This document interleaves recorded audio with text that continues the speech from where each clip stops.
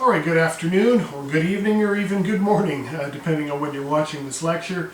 Welcome to my lecture series. My name is Eric Tolman, and this is part 5 of my lecture looking at European history from the Enlightenment to the end of World War I. It's very interesting. When I reviewed my notes on this lecture, I thought, oh my gosh, I fear this one could be my longest lecture, and don't let that scare you away. Because what a career, what a life. It was very difficult for me to kind of keep this abridged, if you will. You know, oftentimes, because I teach high school, my lectures have to be very focused, very straightforward, and you know, I have to be careful not to go on for too long, since many young people tend to have very short attention spans. Actually, a lot of adults do as well. I guess the luxury of the online lectures is you could pause it or stop it and finish it another time.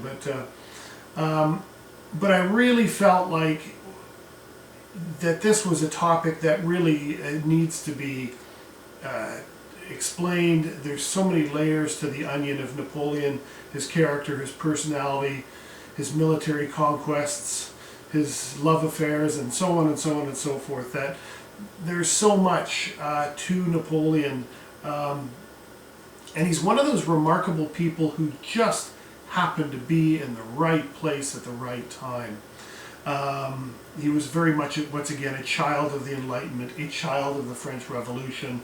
And, you know, there he was, just completing his schooling in the military.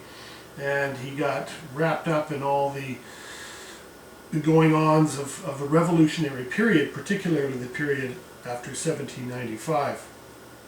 So bear with me. I'm going to try to move relatively quickly, but at the same time I want to make sure that we do justice to Bonaparte. There are a number of individuals in world history who, as a singular person, female and male, have had a dramatic impact on history. What I mean by that is that there are people who are transformed, a part of, and move along through history. You know, the people who are part of it, who represent aspects of it.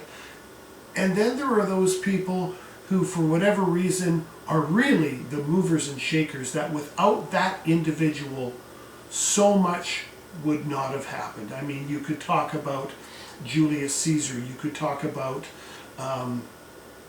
Louis XIV, you could talk about Franklin Roosevelt, even the dictators, Mao Zedong, Joseph Stalin, Adolf Hitler, and so on and so on and so forth. That there are just certain individuals that without them part of the history in which they represented, history would have been very, very, very different.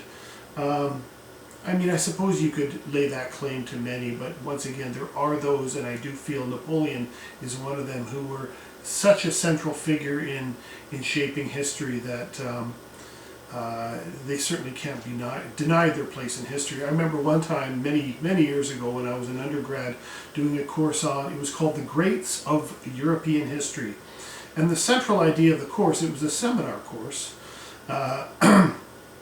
which means that it was sort of a discussion based. Of course, we did readings and writings and so forth. But we had to make arguments for those who were termed the great in history, and those who should be called the great, who haven't in the past. So we talked about Alexander the Great, Catherine the Great, Peter the Great, and several others. And one of the papers that we had to do was to make an argument for someone who should be referred to as the Great. And now, once again, that doesn't necessarily mean that they're good leaders or bad leaders. They're just someone who've had a very dramatic impact on history. Now, in saying that, many of the leaders that have been referred to in history as the Great, history has been quite kindly to them. But I was young when I was taking this course, and I made the argument that Napoleon should have been called Napoleon the Great. And mind you, this is from the viewpoint of a young student over 30 years ago, when I was quite young. But And I'm sure I've got the paper kicking around, and I got a good mark on the paper, and I was very proud of it. But that was my central idea, that Napoleon was denied the moniker the Great. Actually, in the end of the paper, I do believe I said that the one major problem with Napoleon was the fact that his wars, the Napoleonic Wars, had led to the deaths of over 5 million people, and in many ways, regardless of how many great things he did, that in itself negated his right to be called the Great. Either way. So let's go back, way back into his early career, life growing up in Corsica, and moving from there, because we've got a lot of ground to cover, so I want to get going. All right, so he was born in Corsica in 1769, the second of 8 children. Now Corsica, unfortunately I don't have a map here, it is just to the left of northern Italy, sort of right in the middle between the coast of France and the coast of northern Italy. And actually, Corsica has gone back and forth between control of by the Italians and by the French. So, when Napoleon's father Charles was invited to be part of the French government as a delegate from Corsica, so like a representative, Napoleon accompanied him where he enrolled in military school, a career that suited him perfectly. So, young Napoleon went with his father to France because his father was now a representative for Corsica in the French government, and he brought along young Napoleon to study in the Brienne Military Academy, which is something that he'd always been fascinated with as a young boy, that is the military. Now, you got to consider that Corsican is a completely different language. I mean, it's got its own dialect, it's got its own, its own thing altogether. And although Napoleon did speak French, he spoke it with a marked Corsican accent, and he never learned to spell properly either, which is interesting. He was trained at Brienne Military Academy, where his focus became artillery, and in 1785, when he was 16, his father had passed away while he was in school. So this is, 4 years before the French Revolution. Napoleon was teased by other students for his accent, and applied himself to reading and proved to have a phenomenal memory, later impressing his generals, who were astonished with his detailed knowledge of where every cannon, horse, and soldier was. So when Napoleon was studying at Brienne, he basically self-isolated because he didn't like how the other kids made him feel. So he would oftentimes spend his time in the library at lunchtime, where he would pore over military histories of Alexander the Great and Julius Caesar and many, many others.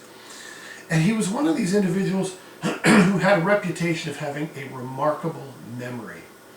I'll give you an example, and I attribute the same skill to many of my science and math colleagues, who have this incredible ability of, on day one you've got 30 kids in your class, and you call out their names, and then they identify who they are, and then they're able to remember those names after day one. I marvel at that kind of skill, to be able to retain that information. Napoleon had a photographic memory, and he never missed a beat. So that was one of his attributes for certain.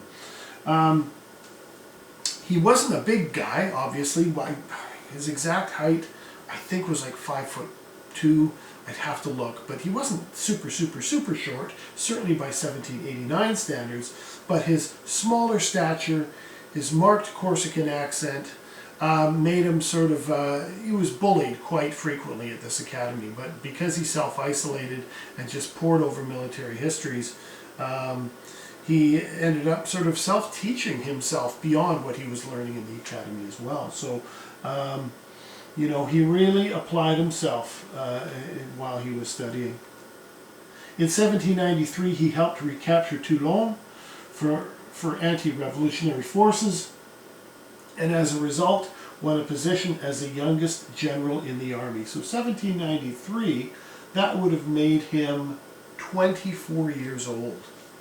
And, this is the height of the revolutionary period. 1793 is right around the time of the Great Terror. So there's a lot of chaos happening in Paris, but there was also a lot of wars happening with their neighbors. So Napoleon's brilliance, his enthusiasm, his knowledge, his capabilities really placed him at in a perfect position at a perfect time.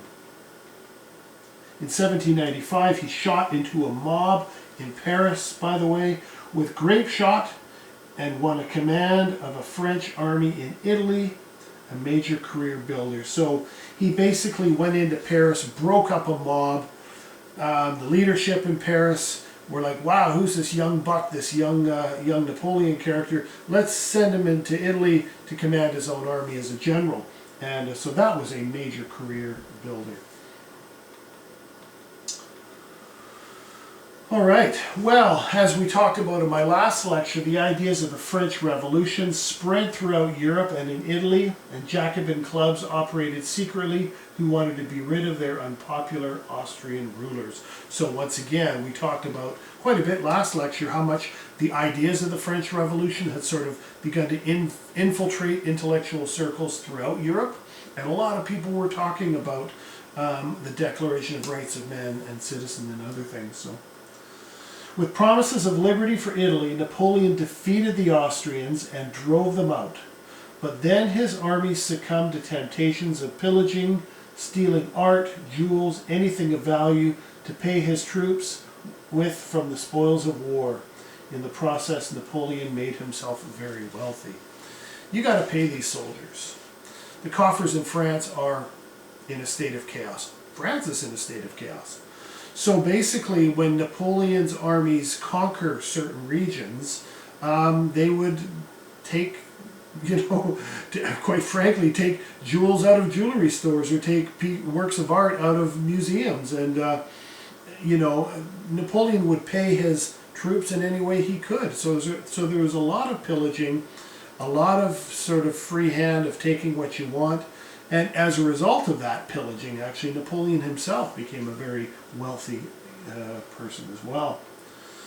Brimming with confidence, he asked the government for permission to take Egypt in 1798, where he could cut Britain off from her colony in India. Okay, now this is before the Suez Canal, but remember that without access to that region and going through the Mediterranean and through, the Red Sea, yes, and then across, it cuts the trip to India in half, where without that Egypt connection through what would later become the Suez Canal,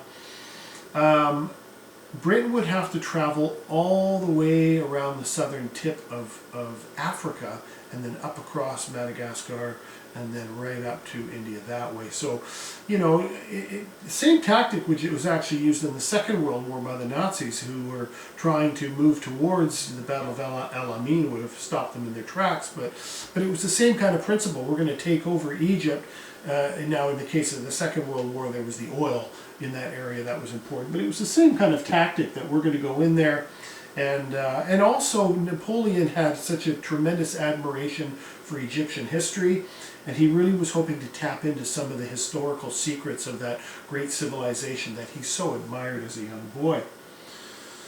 Napoleon crushed the Egyptian army, but France's navy was destroyed by British Admiral Horatio Nelson in the Battle of the Nile. Now here's the funny, well, not funny, but the interesting thing is that when the navies arrived and they disembarked, all those ships are sitting in the harbors.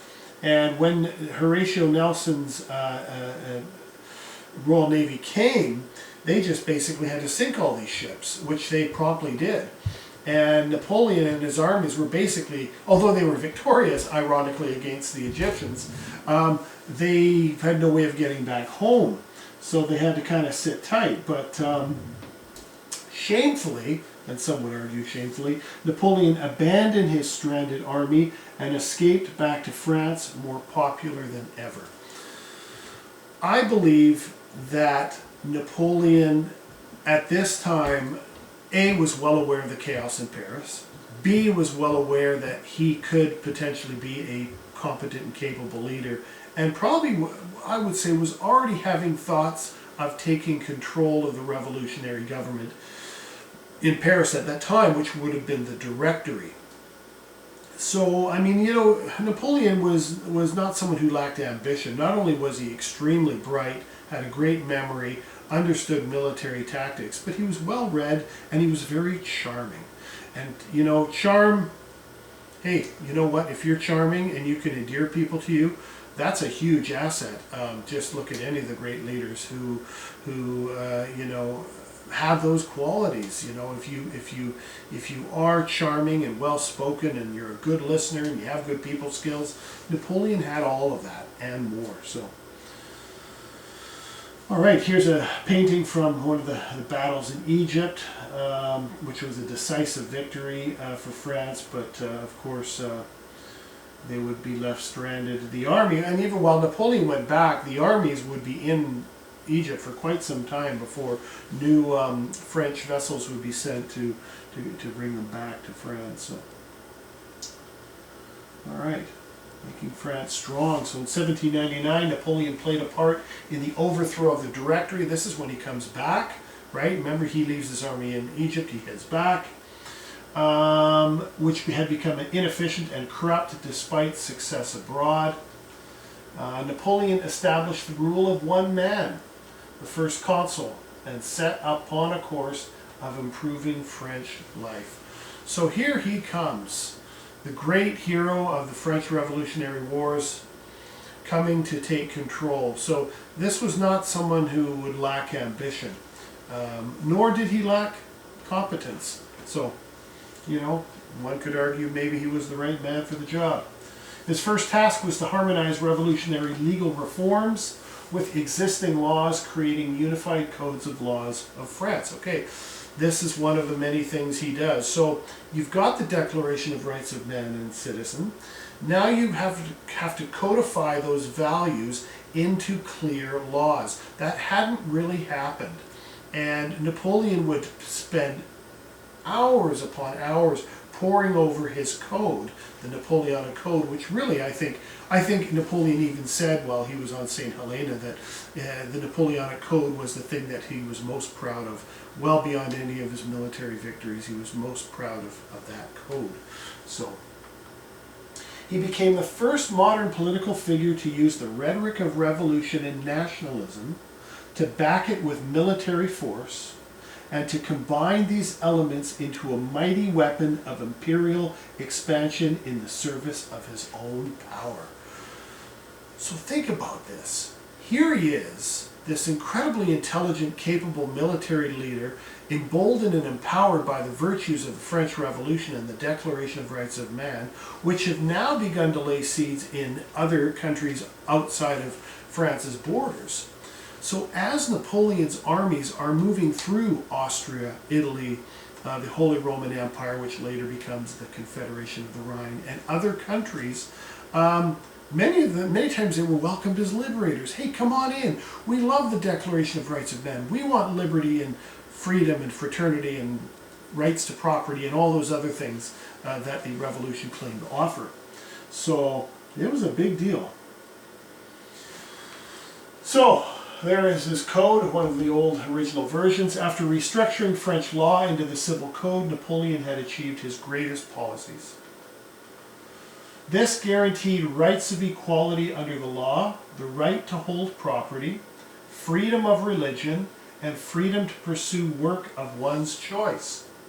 This still stands as the basis of law in many countries. Now what he does is, it wasn't like he invented these ideas. These ideas were already being discussed in revolutionary circles. They were already enshrined, many of them, within the Declaration of Rights of Man and Citizen.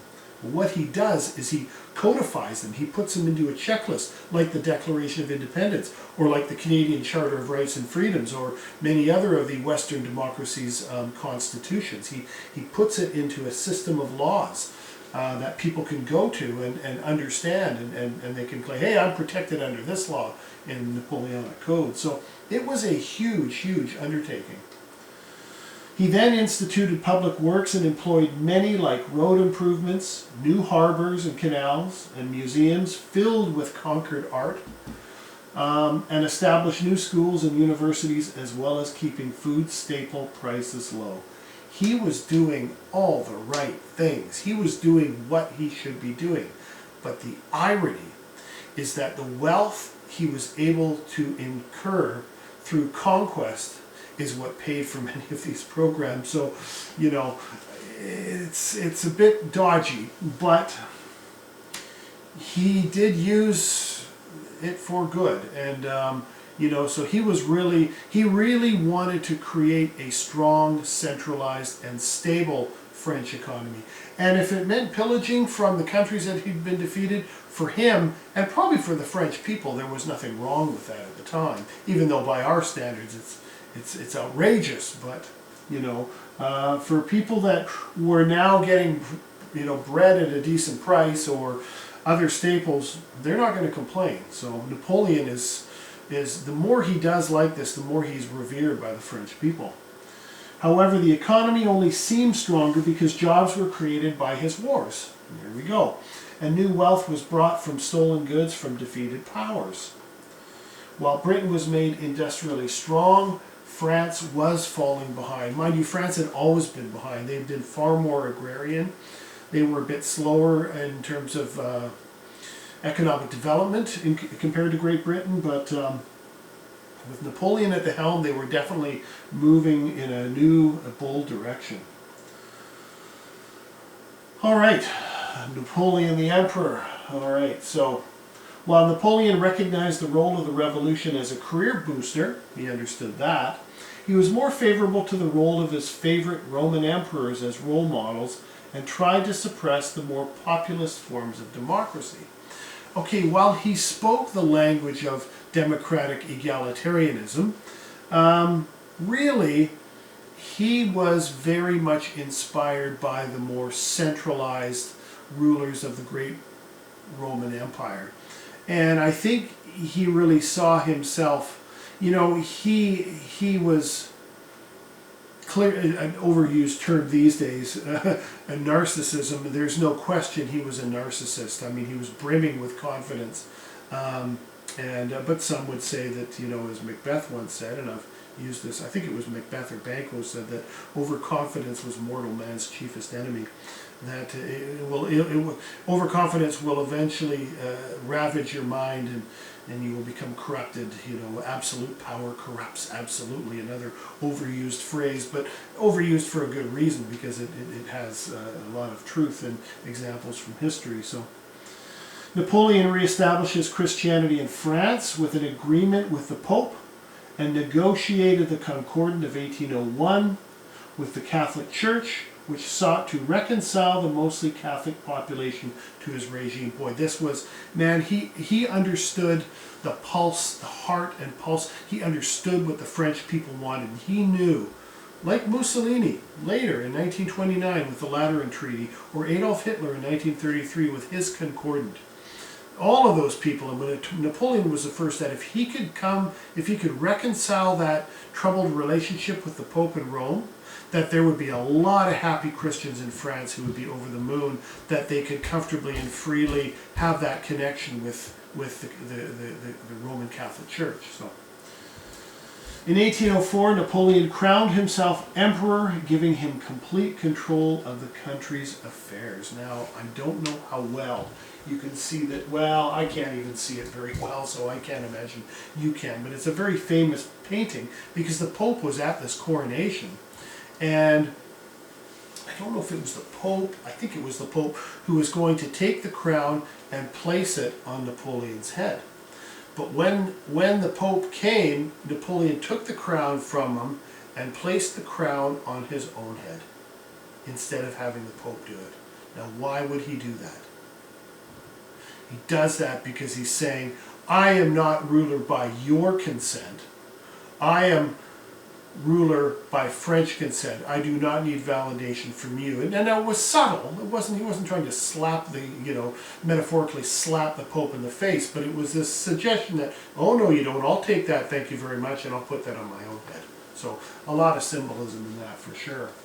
Being wary of the importance of popularity, Napoleon censored media and education to perpetuate his own greatness. This is where he begins to fall into the classic trappings of modern totalitarianism.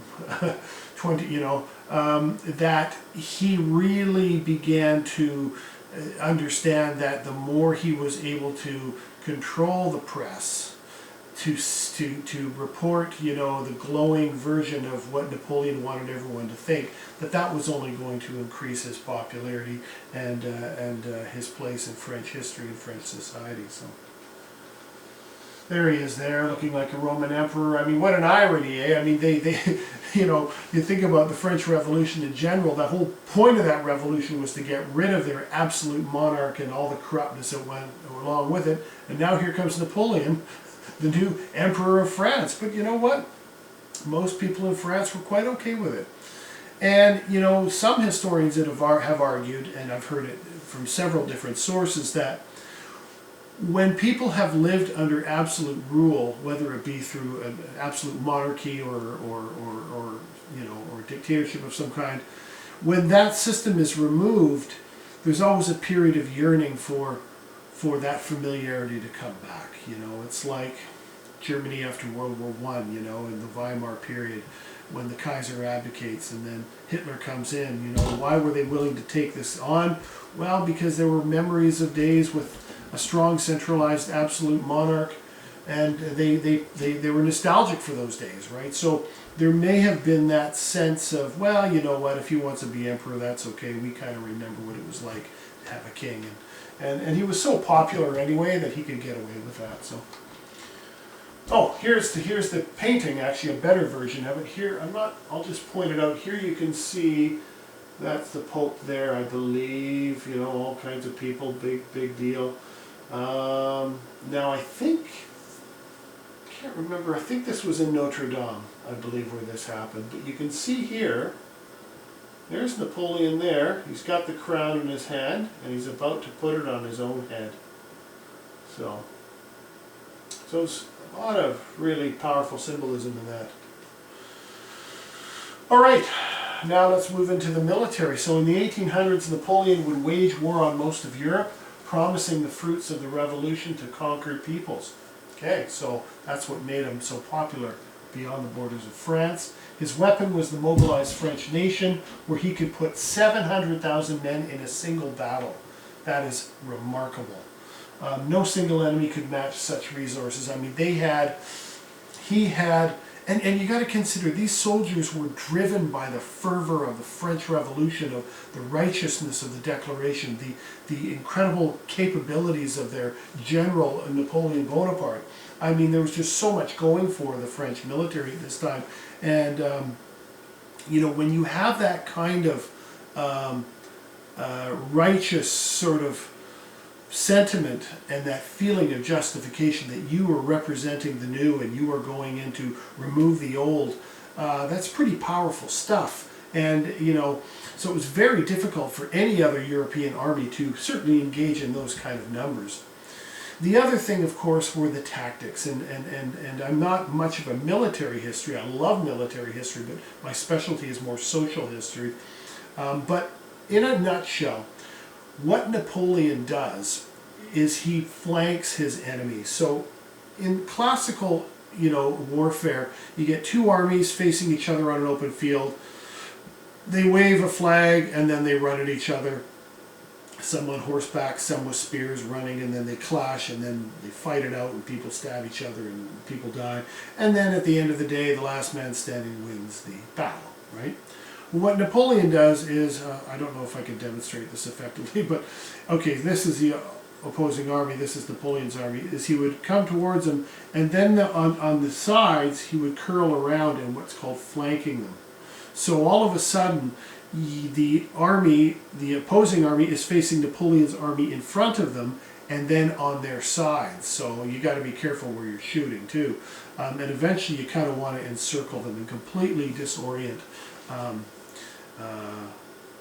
the enemy, and throughout military history, when you get to World War I, you get the creeping barrage, which was a whole new tactic in trench warfare. When you get to World War II, you get blitzkrieg, the coordination of tanks and planes and motorized infantry and so on and so forth. So every major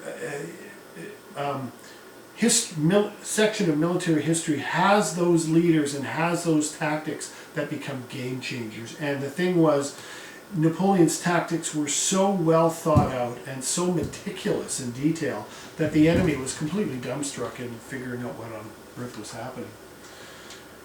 Despite his supremacy on the ground, on the battlefield, he could never match Britain's naval supremacy, and that drove him crazy. He just resented Great Britain so much because of their power and their ability to maintain control of the seas. The British under Lord Nelson destroy French and Spanish forces at the Battle of Trafalgar. Nelson dies in the battle, but the British lost no ships, which guaranteed British control of the seas, right? So this is a huge... It's like the Battle of Midway, right? I mean, you have to pardon me, it's the way my brain works. I always see so many parallels, you know, in different periods of history. It's quite remarkable. You begin to see those kind of patterns, and so I apologize for straying. In an attempt to squeeze Britain, he tried to stop all its trade with Europe in his continental system, with severe punishments with those who did. Okay, in a nutshell, the continental system was an attempt to prevent all nations of Europe from doing any trade with Great Britain. We are going to quarantine Britain. We're not going to let them sell anything or buy anything from anywhere in Europe.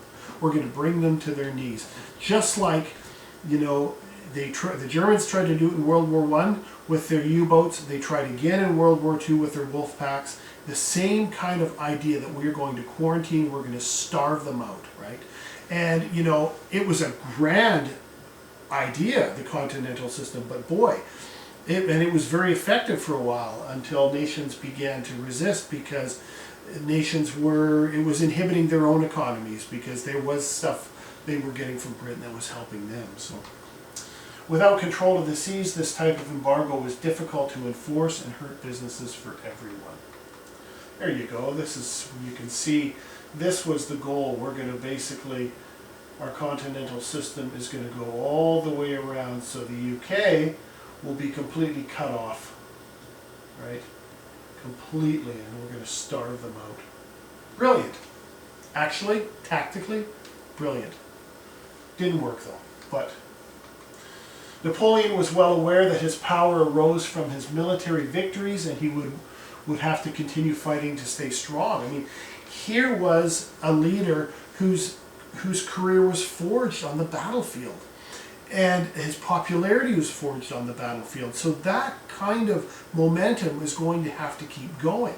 He can't just stop, right? And I think that was part of his own ego too. He just, you know, another thing with Napoleon is he hardly slept. Like, the guy could sleep 2 hours a day, you know, and he was always up, always thinking, always pacing, always writing, always reading. He never, ever, ever stopped. But, you know, he'd gotten himself into a routine. And you know, if you continue to fight and you continue to be victorious in battle, what's preventing you from continuing to fight? If you've got enemies that are willing to engage you on the battlefield and you're feeling pretty confident you'll continue to win, why would you stop, right? He knew that other countries would try to stop him, so a string of victories was paramount to Napoleon's power. 1805, he defeats Austria and Russia at the Battle of Austerlitz. Later, he becomes King of Italy, north of Rome. On October 14th, 1806, defeats Russia and Prussia in the Battle of Jena to control all of Germany. 2 weeks later, he was in Berlin. Now, I know I'm speeding through this just because there's so much, so I apologize. All these battles, particularly Austerlitz and Jena, or Jena, depending on your pronunciation, are fascinating studies in military history. We could do a whole lecture on these battles, but we don't have time. So if you are interested in that, I'd strongly encourage you to have a look at those things. July 1807, Napoleon defeats the Russians at Friedland and occupies East Prussia. I mean, these are monumental victories, one after another. He was now master of all of Europe. And after this defeat of Russians, he signs what's called the Treaty of Tilsit in 1807, which saw the height of Napoleon's power, and the map of Europe had completely changed, with many of his family members becoming monarchs in Italy, Naples, Spain, Sweden, Germany, and Holland. Now, this is where this narcissism and overconfidence really comes in. And actually the peoples of these regions didn't like the idea of Napoleon's siblings being their new monarchs. You know, they didn't like it. So there were cracks in the system for sure. His code would be implemented in conquered territories though, so of course that would be very popular.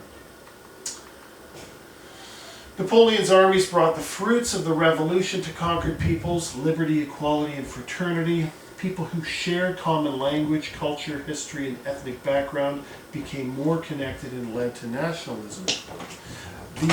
Napoleon used this to divide and conquer Austria, which was multi-ethnic, but once people felt connected by nationality, it became an unstoppable force. So, interesting. When it became too strong, it can become a form of racism when one group claims they are greater than others. Of course, that's a whole other story. Extreme nationalism. Nazism was a form of extreme nationalism. So, by the 20th century, and World War I and II were brought on by nationalism, which also led to the rise of Nazi Germany, leading many to feel that nationalism is a destructive force. Now, nationalism in itself is multifaceted, you know.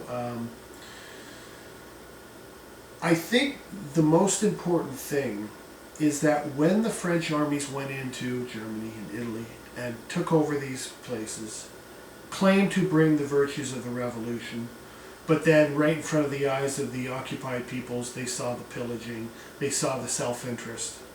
And Italians and Austrians and Germans began to say, wait a second here, we didn't sign up for this. We're not really interested in France for the French. We're interested in the Declaration of Rights of Man for the Germans or the Italians. So it's interesting how the consequence of Napoleon's conquest is that it creates this swirling nationalism amongst the defeated peoples. Napoleon's success could not last forever, and the forces of nationalism he unleashed would eventually be his undoing. Resentment to Napoleon's family monarchy began to boil and was particularly strong in Spain. The Spaniards were not happy with being under having their monarch being one of Napoleon's siblings. When Napoleon's brother Jerome was appointed Spanish king in 1808, the people rebelled. And in spite of cruel punishments and terror tactics by the French, the Spaniards resorted to guerrilla warfare, not the traditional pitched battles Napoleon excelled at. Napoleon was furious at this because the Spaniards rightfully understood that they could not defeat, nor could they engage the French grand armies effectively on the ground. So they went into the hills and fought guerrilla warfare. And there's a real shift in Spain, because what ends up happening is, out of anger and resentment about the way in which the Spanish military is conducting themselves, is an outpouring of atrocities. This is where we see the French armies becoming really, really brutal. A lot of people were murdered, a lot of people were lined up and shot. And it's where the idea of this noble force coming to bring liberty, fraternity, and everything else to the Spanish people was not the case at all. So Spain, I would argue, is a significant turning point in this whole narrative. When the British sent troops accompanied by the Duke of Wellington to help Spain, the French found themselves fighting a 5-year war that they could not win. So, like a little mini Vietnam within these these wars. French morale plummeted, and Napoleon lost many soldiers. That's a very famous painting, Goya's painting, of Spanish guerrilla fighters being lined up and shot. So yeah, it really brought out the worst, I think, in the French armies, who are not looking very good to the Spanish people at all. We won't worry about studying this map. It's an interesting map because it just outlines all the battles that were occurring. Look at that, Spain and Portugal. Not so many in France, but look at that, in the Confederation of the Rhine and all the way through Russia. So, all right, so the Russians, although they were allies, Russia refused to abide by Napoleon's continental system, leading to a declaration of war in 1812 by Napoleon. Now, Napoleon, brimming with confidence, in this case, overconfidence. Sound familiar? Hitler, 1941. anyone who thinks that they can take over a nation, when you're a nation this big, you can't take over a nation this big. I mean, look, it's just basic geography, people. Come on. But Napoleon thought, well, we're going to get in there, we're going to teach them a lesson. He hoped to draw Russia into a decisive battle where they could be defeated in 1812. Napoleon assembled an army of 600,000. That is just remarkable. And with many different nationalities whom he promised their own countries after the war, and he exploited the language of the revolution to spur them on. This was a multi-ethnic army. Many of the soldiers were from countries outside of France, and they fought on the premise that if you fight with me to defeat the Russians, I will grant you independence. I will help you create a new nation. Right? Napoleon hoped to trap the Russian army and draw them out, but the sheer vastness of the country made that very difficult. And what does the Tsar do? Is it Alexander the First? I'll probably mention it, hopefully. I get confused because there's Alexander the First, the Second, the Third, then there's Nicholas the First and Nicholas the Second, but they're not necessarily in order. Confusing.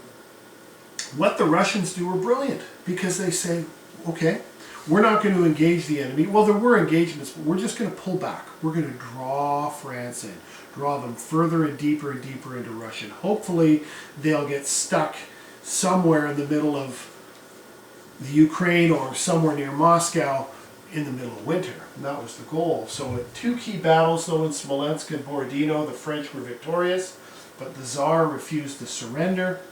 Weakened but still fighting, the Russians retreated, burning all food and shelters, leaving nothing for the French army, who lived off the land and far from home. The scorched earth policy was deadly. Here's the other thing. Not only were the French armies retreating brilliantly, but they were destroying everything that the French could use for food, for shelter, for livestock. Burning everything. In fact, when they do finally get to Moscow, which the French armies do, Hitler never did get to Moscow, but Napoleon does, Moscow's deserted and burned out, you know. So, hey, whatever it takes. When Napoleon finally arrived in Moscow, he hoped Russia would give up, but the city was deserted and no Russians there to surrender. In addition, Russia burned the city down, leaving nothing for the French, and with winter approaching as it was in October, Napoleon ordered a retreat before the terrible winter began. But it was too late. By the time he orders a retreat, it's already 20 below zero, right? So the retreat destroyed the Grand Army, and many died of the elements or starvation and resorted to eating their own dead horses. And many, they just fell away. People were leaving. They were going home. Russian armies attacked the retreating French and Cossacks. Fierce Ukrainian fighters raided them at will. As the winter deepened, many deserted for their homes in various parts of Europe as the Russians continued to jab at them. So now that France is in retreat, now Russia comes out and they're just jabbing at them on the way and chasing them all the way back to Paris. In the end, only 9,000, look at this, only 9,000 of the original 600,000 were left to fight, and by December the army ceased to exist, and Napoleon abandoned them for Paris, making the campaign a complete disaster. So he cut and run on his army, just like he did in Egypt, you know. Shame on you, Napoleon. You never leave your army. That's what I always understood. But look at how much that army had fallen away. The Russian defeat was a major blow to Napoleon's empire, which began to crumble. After a lost battle in Paris, Napoleon abdicated so he could see the writing on the wall. He calls it quits. He was exiled to an island in Elba, which he was allowed a certain degree of autonomy. He could control it. He had his own little military. He had servants. It was a beautiful landscape. He should have just held on to Elba and known a good thing when he had it. It was an island off of Italy, while the former king's brother, Louis XVIII, was invited to be king of France. So they brought back the monarchy. My gosh. This is after years and years of revolution and revolutionary war. Louis was at a loss as to how to rule and became very unpopular, you can imagine. The French didn't want an absolute monarch. After 10 months on Elba, Napoleon became incredibly bored, frankly. And he's like, I can't just sit around here and do nothing, and I want to go back. So he actually leaves Elba, he goes back to France with a small force of 1,000 and convinced royal troops sent to stop him to join him. Now there's a great story here that is worth telling. Apparently, this 1,000, when they heard they were coming, Louis sent out troops to confront Napoleon's little band of gypsies. And apparently, now this is probably hyperbole, but I love the story. When Napoleon was approached by the royal armies, he opened up his chest and said, "Kill me if you must, but I am your emperor," or something to that effect. And the royal armies apparently dropped their weapons and cheered, and they joined Napoleon. And then the troops that were sent to confront Napoleon, along with Napoleon and his little 1,000-man army, head back to Paris to take over. I mean, it's just quite a remarkable story. The king fled as Napoleon returned to France to rebuild his army. He would rule France for 100 more days, enlisting more than 300,000 soldiers, and marched to Belgium, hoping to defeat separate armies of the Allies before they could join up. And of course, Waterloo is in Belgium. Now, on the day of Waterloo, it was extremely rainy and wet, terrible conditions. 130,000 soldiers fought a whole day, seeing British and Prussian troops led by Wellington defeat France with concentrated musket fire. This was Napoleon's last gamble. You got to consider too that by Waterloo, the Allies, or the British, the Prussians, and others, they were now well aware of how Napoleon was fighting. And, you know, he didn't stray much from his own textbook. So that didn't help Napoleon towards the end. So, for fear of yet another return, European leaders agreed to send Napoleon to a faraway island in the South Atlantic, where Napoleon remained until his death in 1821. A lot of rumor about how he dies. I'll get to that in a minute.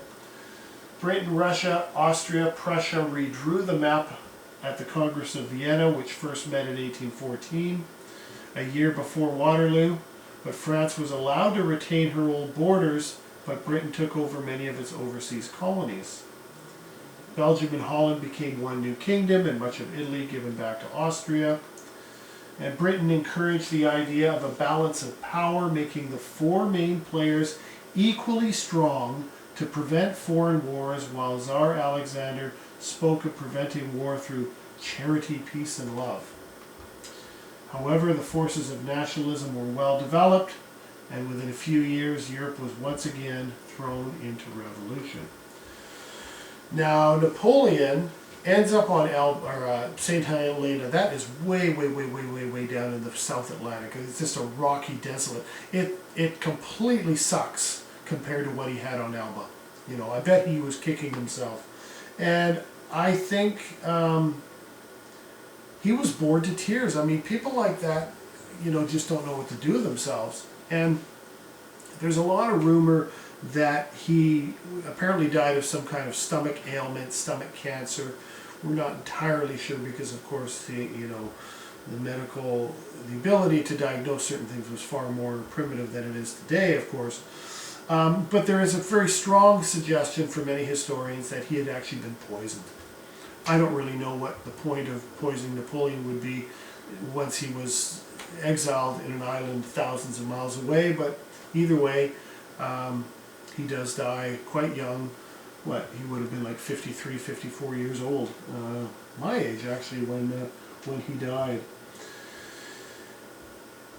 Many people who had the opportunity to meet with Napoleon during war, after war, Clemens Metternich, who will figure quite significantly in my next lecture, was an Austrian diplomat who said that Napoleon was so seductive because he was so charming and so bright that you could go into a conversation with him, you know, thinking you're dealing with some sort of maniacal dictator, and found yourself being completely enraptured with his passion and charisma and charm and swept away by his thinking. And he had that effect on people.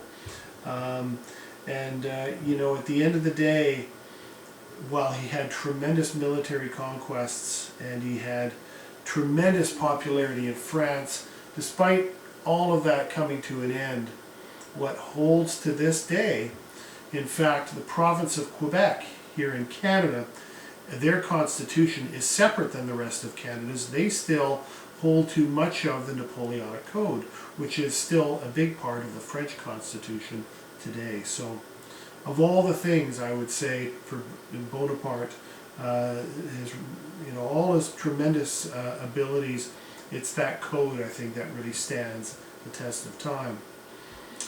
Anyway, long lecture. Hopefully I didn't go too fast. I was just trying to get through the material because I know it's a lot to cover. But thank you so much. Next time we're going to be looking at the period directly after the Congress of Vienna, the treaty that concludes the Napoleonic Wars, right up to the revolutions of 1848. So thank you very much. Appreciate you coming. Take care.